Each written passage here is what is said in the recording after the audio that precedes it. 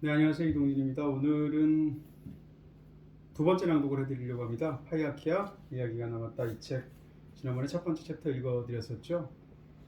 사실은 이제 챕터에도 이제 수집품을 자랑하느라고 정신없는 그런 글을 쓴 부분이 있고요. 또 어떤 경우에는 뭐라고 할까요? 마음속에 이제 깊이 담겨져 있는 어떤 추억을 꺼내기 위해서 수집품을 그냥 얹어서 글을 썼던 그런 부분도 있을 텐데, 이 책에서 특별히 제가 많이 마음을 담았던 두 번째 챕터를 읽어드리도록 하겠습니다.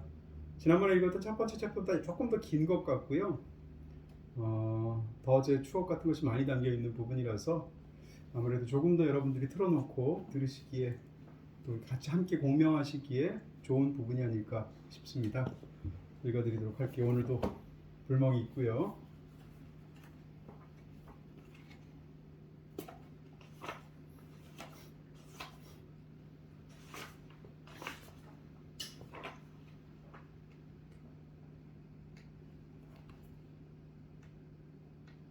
네, 그렇네요. 두 번째 챕터의 제목은 모퉁이를 돌 때마다. 자, 지금부터 읽어드리도록 하겠습니다.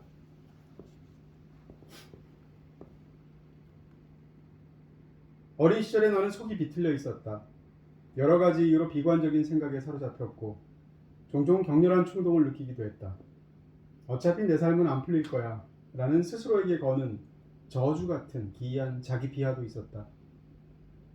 유튜의 음반 더 조슈아 트리, 이 음반에 매혹되었던 것은 음악보다 레코드 커버 아트가 먼저였다. 그 음반 재킷은 유튜의 멤버들이 황량한 들판에 서 있는 사진을 담고 있었는데, 그들보다 눈에 더 들어왔던 것은 배경에 있던 이상하게 비틀린 처음 보는 나무였다. 조슈아 트리, 그러니까 여호수아 나무였다. 고통 속에 몸이 붙박힌 채 신음하면서 구원을 앙망하는 것 같은 그 모습. 조슈아 트리로 가득한 흑백의 벌판에 나 홀로 서 있는 광경이 계속 떠올랐다. 음반을 사서 들어보니 수록곡들은 하나같이 고통스럽고도 영적인 분위기를 담고 있었다. 당시 이미 거대한 히트곡으로 떠올랐던 Widow Without You부터가 그랬다. 당신 눈에 박혀있는 돌덩이와 당신 속에 비틀려 있는 가시덤불을 보아요 라니, 내 손은 묶이고 내 몸은 병들었어요 라니, 당신이 있든 없든 나는 더 이상 살아갈 수가 없어요 라니. 그 노래 Widow Without You 뿐만이 아니었다. 수록곡들 제목만 봐도 그랬다. 난 아직 찾고 있는 것을 발견하지 못했어요. 이름 없는 거리에서, 나무 한 그루만 서 있는 언덕, 사라진 자들의 어머니. 음반을 수없이 반복해 들으면서 나는 바닥을 치고 또 쳤다. 그러다 보면 이상하게 다시 일어설 힘이 생기기도 했다.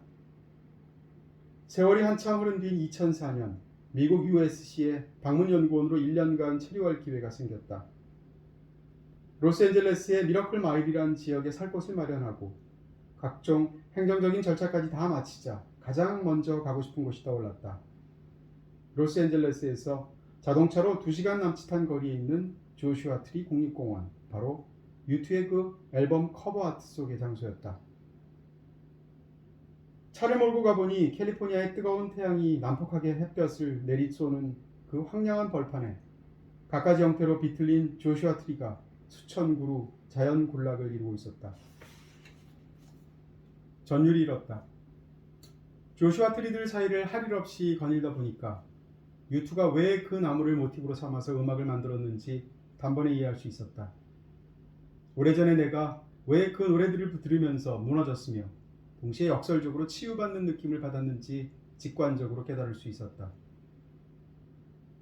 2019년 12월에 유투는 서울 고척돔에서 첫 내한 공연을 펼쳤다. 더구나 더 조슈아 트리 음반 발매 30주년 기념을 모토로 내세운 콘서트였으니 나로서는 놓칠 수가 없었다.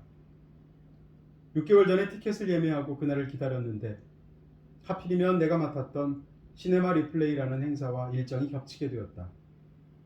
그날 시네마 리플레이에서 내가 해설했던 영화는 묘하게도 지구 최후의 밤이었다. 해설을 마친 뒤 서울 잠실 코엑스에서 고척동까지 바람처럼 달려갔다. 뒤늦게 도착해서 계단을 뛰어올라 고척돔 실내로 들어서자 그토록 듣고 싶었던 기타리스트 디에치의 그 종소리 같은 기타 연주가 멀리서 들려왔다. 이후 공연이 끝날 때까지 나는 뜨거운 마음으로 내내 떼창에 나의 쉬어버린 목소리를 보탰다. 영국 밴드 클래시의 리더 조 스트러머는 이런 말을 한 적이 있다. 로그막이 하는 말은 결국 한 가지다. 살아있어서 좋다. 그날 내한 공연 도중 U2의 리더 보노 역시 비슷한 말을 외쳤다. 살아있어서 참 기쁘네요. 삶에는 많은 진창과 구덩이가 있지만 그래도 살아있어서 다행이라고 느끼게 해주는 것들 중에는 분명 음악도 영화도 책도 있을 것이다. 우리가 서로 지금 칠흑 같은 지구 추후의 밤을 지나고 있다고 하더라도 오래전 U2의 노래들을 들으면서 내 마음의 조슈아 트리를 들여다보았고 세월이 흘러 조슈아 트리 군락지를 찾아가 상상했던 그 광경을 직접 확인했으며 이제 다시 또 세월이 흘러 조슈아 트리를 핵심 모티브로 삼은 음악들을 이곳 서울에서 공연으로 만나 나의 목소리까지 실어보내게 되다니. 그 뒤틀린 나무에 오랜 신음과 아우성이 그제야 나의 묵은 기억 한 구석에서 서서히 평온을 찾아 잦아들었다. 파이아케의 중심에 있는 것이 뭐냐고 누가 묻는다면 나는 타르코프스키의 희생이라고 말할 것이다. 이곳에는 실로 다양하고도 많은 물건들이 있지만 그 상징적인 중심에는 마치 한 그루 우주나무처럼 또는 끝내 하늘에 닿지 못하는 바벨탑처럼 타르코프스키의 희생 필름이 쌓아 올려져 있다.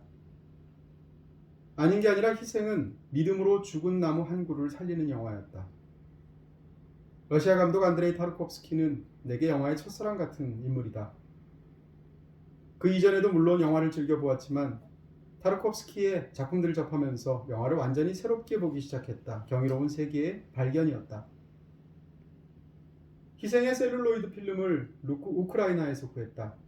동서양의 귀한 영화 필름들을 수십 년간 보관해온 수집가로부터였다. 필름의 양이 워낙 많고 무거워서 배송받는데도 어려운 점이 많았는데 전체 2박스 중 절반을 담은 한 박스만 도착하고 감감무소식이어서 한동안 애를 태우기도 했다. 분명히 그쪽에서는 2박스를 함께 보냈다는데 구천을 떠돌다가 왔는지 무려 한 달 뒤에야 나머지 한 박스가 도착했다. 잃어버릴 뻔했던 내 반쪽. 필름 상태가 비교적 좋은 편이지만 이걸 곧바로 영사기에서 돌릴 수는 없을 것이다. 하지만 안드레이 타르코프스키의 마지막이 그대로 담긴 이 유작이자 걸작을 내가 있는 곳에 필름의 형태로 간직하고 싶었다. 희생의 필름은 모두 17롤인데 크기에 따라서 마치 탑을 쌓듯이 정성스레 쌓아 올렸다. 그리고 아크릴로 원통형 케이스를 따로 만들어서 그 위에 씌웠다. 아침마다 여기서 정수기물이라도 떠다 놓고 기도를 올려야 하는 걸까? 파이아케에 방문하시는 분들, 이 희생탑에 동전을 던져 올리면 다시 이곳에 돌아올 수 있다는 전설이 전해져 내려온다고 하네요. 믿거나 말거나. 파이아케에 있는 각종 수집품들은 많은 경우 친필 사인이 담겨 있다. 당연히 안드레이 타르코프스키의 서명이 담긴 물품도 갖고 싶었다. 하지만 도무지 구할 수가 없었다. 딱 하나. 타르코프스키가 초청되었던 어느 영화제 포스터를 발견할 수 있었는데 한쪽 귀퉁이에 남겨진 그의 서명은 너무 작고 희미했다. 사인까지도 겸손하신 분. 그 포스터엔 그의 얼굴 사진조차 포함되지 않은 데다가 다른 참가자들의 사인들도 뒤섞여 있었기에 내키지 않았다. 사실은 비싸서 못 샀다. 하지만 타르코프스키를 거의 숭배하다시피 하는 나로서는 달랑 탑 하나로 때울 수는 없었다. 언제는 파이아키아의 중심이고 심지어 우주나무라더니. 하여 희생의 필름 탑 앞에 별도의 타르코프스키 섹션을 만들었다. 사인은 없지만 타르코프스키의 인상적인 포스터가 있고 그리고 사인은 없지만 나무로 만든 폴라리스 포스터와 천으로 만든 스토커 포스터가 있으며 역시 사인은 없지만 모노톤 시리즈로 제작되어서 일렬로 놓으면 더욱 멋진 이반의 어린 시절 안드레이 르블로프 거울 노스텔지어의 아담한 포스터들도 있다. 이 또한 사인은 없지만 심지어 솔라리스와 스토커의 깜찍한 배치도 있다. 그리고 무엇보다 구차하다 사인은 없지만 타르코프스키의 영화들과 책들이 있다. 영화는 DVD로 그의 장편영화 7편과 단편까지 모두 갖추었고 최근 국내에서 발간된 4권과 외국에서 나온 10권이 있다. 이쯤 되면 타르콥스키님을 위한 작은 영토를 파이아키아에 마련해드렸다고 해도 될 것이다. 그래도 사인은 없어요.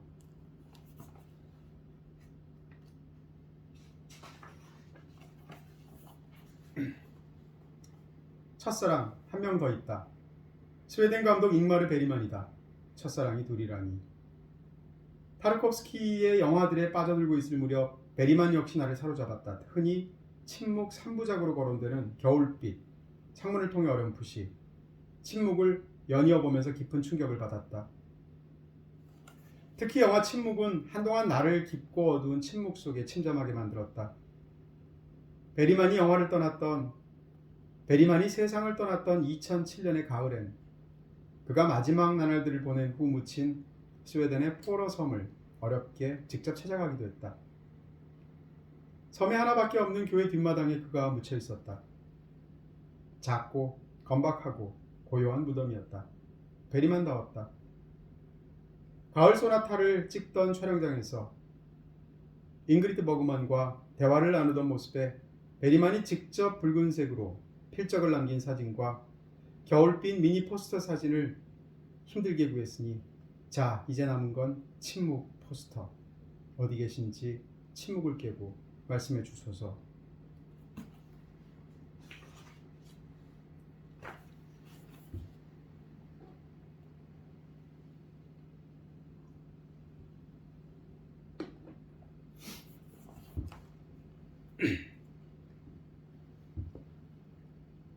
알프레드 히치콕의 서명이 담긴 사진을 구한 일은 내 수집의 역사에서 중요한 분기점이었다. 1963년 새를 발표했을 당시에 배우 티피 헤드런, 지니 러셀과 함께 히치콕이 직접 사인한 사진은 보자마자 너무나 갖고 싶었다. 히치콕의 사인이 있는 사진이나 포스터는 워낙 희귀했기에 비용을 포함해서 여러 가지 문제들이 있었는데 결국 홀리는 듯한 심정으로 챙겨들고 말았다. 이유는 일사천리였다. 정말 원하는 수집품이 있으면 한참 고민하다가도 히치콕도 찔렀는데 라는 생각이 결국 떠오르는 것을 막을 수가 없었다. 봉인이 해제된 후 다시는 돌아갈 수 없었다. 그 결과가 바로 이 책이기도 하다. 그러니까 이게 다 히치콕 감독님 당신 때문 혹은 덕분이에요. 히치콕을 내 첫사랑이라고 할 수는 없을 것이다. 하지만 영화라는 세계 속으로 깊이 파고 들어갈수록 그가 얼마나 위대한 예술가인지 점점 더 짙게 느껴졌다. 셰익스피어 이후의 영문학은 그에 대한 각주에 불과하다는 말이 있고 서양 철학사에서 플라톤이 차지하는 비중에 대해서도 화이트헤드가 그와 유사한 발언을 한 적이 있는데 스릴러의 역사에서 히치콕의 위치가 바로 그랬다. 내게 작품 세계나 개인적인 삶 모두에서 히치콕이라는 아이러니와 히치콕이라는 수수께끼는 곧 영화 예술 자체의 아이러니와 수수께끼로 이어졌다. 새 이전의 히치콕 작품 사진과 포스터로는 현기증, 이창, 북북서로 진로를 돌려라, 사이코, 열차 안의 낯선 자들, 찢어진 커튼이 있는데 전부 배우들이 사인을 했을 뿐 히치콕이 흔적을 남긴 것은 없다. 그러니 그때 지르길 얼마나 잘했수. 파이아키아엔 히치콕과 베리만을 위한 코너가 따로 있어서 새해 사인본 아래 30편의 히치콕 영화 DVD와 7권의 히치콕 관련 책들 그리고 히치콕 기획전 때의 굿즈들이 놓여 있기도 하다. 하지만 수집은 바닷물 같은 거라서 마시면 마실수록 점점 더 목말라진다. 히치콕만 해도 그의 작품들 중에서 내가 가장 좋아하는 5명의 사인본이 없다. 그리고 프랑스와 트리포가 히치콕을 인터뷰한 책 히치콕과의 대화를 두 감독 서명본으로 구할 수 있다면 얼마나 좋을까. 정말 이 세계는 망망대해와도 같고 나는 아직도 목마르다.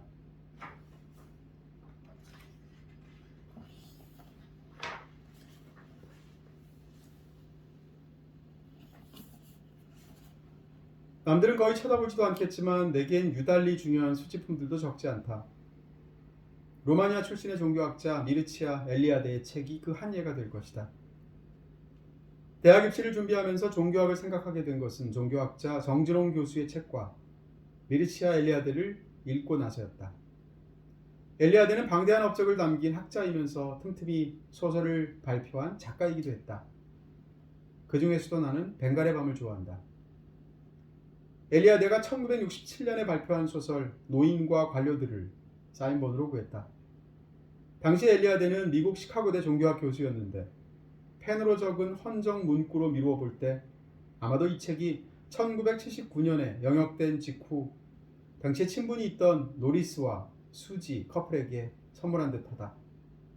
책장을 넘기면 가장 최근의 루마니아 신화에 대해서 소개해드리며 미르치아 엘리아데, 시카고, 1980년 1월 15일이라고 그가 직접 적어놓은 글귀가 보인다.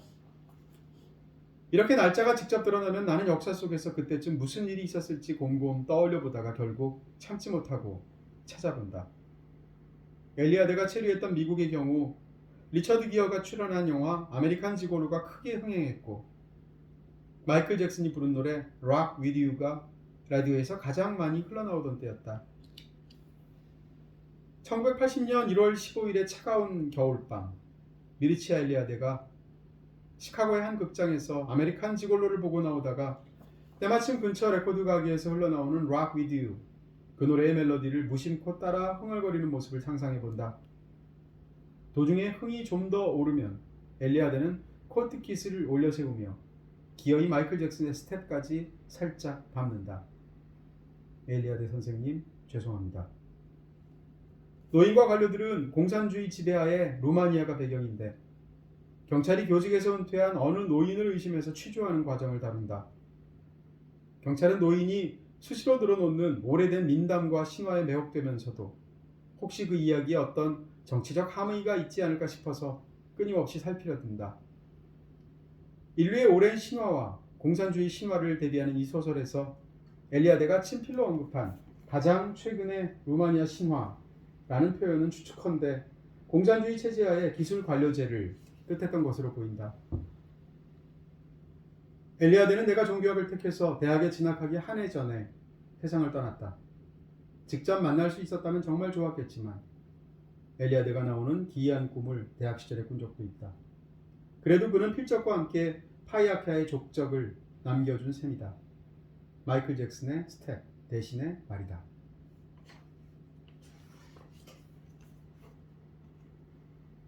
돌아보면 묘하게도 내 삶에서의 위기는 늘 10여 년 단위로 찾아왔다.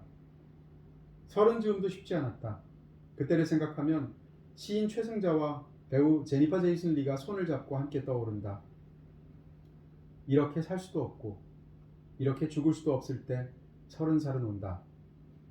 라는 글귀로 시작하는 최승자 시인의 30세의 시귀는 당시 내게 흡사 주문과도 같았다. 제니퍼 제이슨 리는 브루클린으로 갈 마지막 비상구, 돌로레스 클레이본, 숏컷, 돈 크라이 마미 등 당시에 참 지독하고도 처절한 연기를 많이 했는데 그 중에서도 내가 가장 몰입했던 작품은 단연 조지아였다.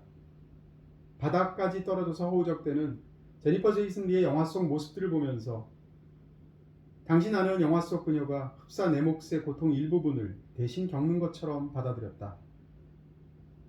그때 배우는 대신 앓는 자라고 느끼기도 했다. 특히 짙은 스모키 화장에 담배를 거꾸로 물고 정면을 응시하는 옆 페이지 사진 속 모습을 가장 좋아한다. So 핫하면서 so 쿨하시다. 제니퍼 제이슨 리를 위한 자리를 만들어서 잘 모셔둔 후 그 아래에는 세 배우의 사진을 함께 배치했다. 제니퍼 제이슨 리 바로 아래에는 프랑스 배우 까트리느 드네브를 걸었다. 두 사진의 접점은 담배다. 파비안니에 관한 진실을 보신 분들이면 알겠지만 까트리느 드네브는 담배를 정말 맛있게 피운다. 이 영화의 감독 고레에다 히로카즈는 드네브가 촬영장에서 담배 피울 시간을 지속적으로 요구했기 때문에 아예 그런 상황을 시나리오 속에 적극적으로 녹여 넣었다고 말했다. 드네브 양 옆은 엑스맨의 스톰과 킬빌의 블랙 맘바다. 흡사 사찰 입구를 지키는 천황들 같다. 든든하다. 아예 현관문 양 옆에 둘 걸 그랬나? 제니퍼 제이슨 리는 10대 시절 PBK치와 함께한 리치몬드 연애 소동으로 처음 이름을 알렸다. 지금은 연기의 제왕과도 같은 엄숙한 위치이지만 여기서는 쇼펜의 극악무도한 너드 연기도 볼 수 있다. 원제에도 등장하는 학교 이름은 리치몬드가 아니라 리지몬드다. 연애 소동까지는 그렇다 쳐도 왜 리지몬드가 한국에 와서 리치몬드로 둔갑했을까? 설마 과자점 때문에? 내가 중학교 때 한국에서 PBK치의 인기는 대단했다. 당시 스프링이 달린 연습장은 연예인 사진을 표지에 끼워 넣어서 판매를 하곤 했는데 가장 인기 있었던 사람은 소피 마르소 그리고 PBK치였다. 최소한 그때 내가 다녔던 서울 성수중학교 근처의 문구점들에선 그랬다. 우리 반은 소피 마르소 파와 PBK치 파가 정확히 반반이어서 쉬는 시간마다 서로 삿대질을 해가면서 열을 올렸다. 2년 뒤 고등학교에선 아이들이 주다스 프리스트 파와 블랙 세버스 파로 나뉘어서 싸웠다. 얘네들 지금은 또 무엇으로 편이 갈려 있으려나. 저요? 삿대질로 맞서진 않았지만 당연히 PBK치 파였죠. 그땐 리치먼드 연애소동이라는 영화가 있는지조차 모르는 채 두 팔을 머리 뒤로 깍지 끼고서 웃고 있는 사진 속 PBK치의 모습만 무작정 좋아했다. 그러다가 곧 그녀를 잊었다. 세월이 흘러서 문득 그때가 떠올라 PBK치의 흔적을 찾아보았다. 10대 스타였던 PB, 성이 아니라 이름을 불러줘야 팬이다. 10대 스타였던 PB는 영화배우로서 이후 활동이 그다지 활발하지 못했기 때문에 찾아내기가 쉽지 않았다. 친필 사인본 사진 몇 장을 발견했지만 성에 차지 않았다. 그때 그 연습장 표지에 바로 그 사진이어야 했기 때문이다. 그러다 드디어 만났다. 만날 사람은 만난다니까요. 하지만 분명 같은 사진이고 같은 멋진 모습인데도 내 기억 속의 모습과는 차이가 좀 있었다. 기억 속 그녀는 그대로인데 나만 나이를 먹어서일까?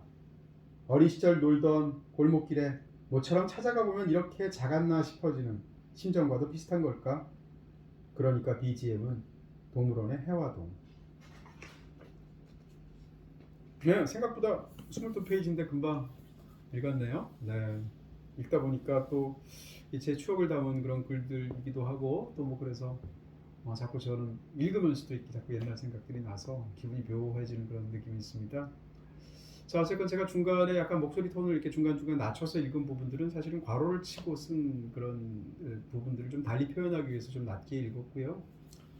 읽다 보니까 사실은 이제 수집품 혹은 또 사진들하고 함께 보셔야 이 글들이 완벽하게 이해가 되실 텐데 이게 낭독이다 보니까 책에 있는 담겨 있는 그 사진들을 보여드리지 못하는 또 약점은 있겠네요. 그럼에도 불구하고 오늘 또 이렇게 두 번째 챕터까지 읽어드렸는데요. 이렇게 해서 이 책을 다 읽어드릴 수는 없겠지만 이 책뿐만 아니라 제 다른 책들 혹은 읽는 것이 허락되어진다면 또 다른 제가 또 좋아하는 책들이라도 앞으로 낭독을 꾸준히 여러분께 읽어드렸으면 좋겠습니다. 저한테도 굉장히 좋은 시간이고요. 네, 마치도록 하겠습니다. 다음에 또 아마 다음에는 저의 또 다른 책이 아닐까 싶기도 한데 뭐 저도 그때그때 손에 잡히는 대로 또 제가 마음에 드는 그런 구절들을 골라서 읽어드리는 거기 때문에 또 어떤 책으로 들어올지는 잘 모르겠습니다. 네, 다음 시간에 뵙겠습니다.